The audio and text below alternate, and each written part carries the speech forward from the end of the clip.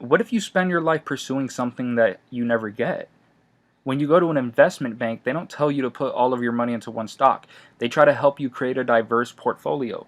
They want you to have many options so that if one fails, then you can still rely on the others. There's so much that goes on even in the most boring of lives than you can imagine. Why would we set up our lives in a way that causes us to focus exclusively on one thing? That's called obsession. It can help you achieve goals because it causes you to place more energy on one thing, but it's not healthy. There are things going on all around us, some small and some large, but to focus on one thing means that you've blocked out everything else. You focus on one small dimension of life and get rid of everything else. This is a mental prison. Some people are able to live this sort of a life and still enjoy it, but it's still a limited existence. However, living a certain lifestyle and making your happiness rely solely on one dream are not the same things. Making your happiness depend on any one external thing will most likely lead you towards a life of misery. After all, it's not achieving the dream that makes you happy, it's your thoughts about the dream that make you happy.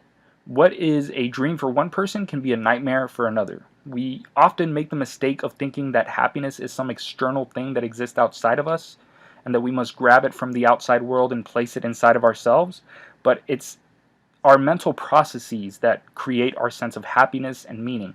It's the reason why when some people go to war and have similar experiences, some are able to adapt to life and others are not. Both groups of soldiers had similar experiences, but one group reacted differently. You can see the same thing happen when two individuals lose a loved one. One person grieves for a while and then gradually comes back to a normal life, while another person goes through the same situation and enters a deep depression that lasts years.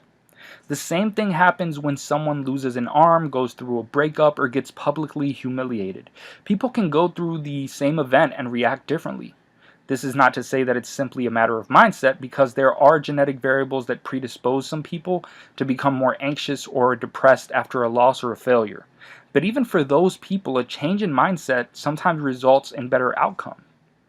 So now we come back to the question we wanted to answer. What if you spend your life pursuing something that you never get?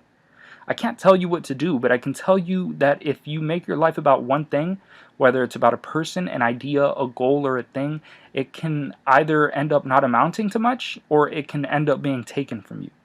It's not necessarily the case that this will happen. You may accomplish something great and dedicate your life to it and live a great life. But I would ask you to take the following into consideration.